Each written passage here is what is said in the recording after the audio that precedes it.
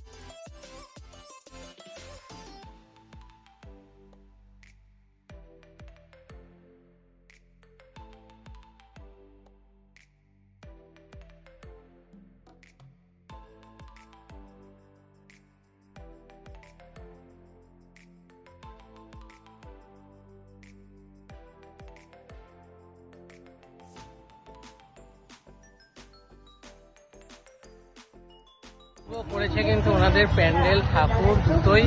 ওনাদের থিম কিন্তু এই বছর বাংলা ও বাঙালি।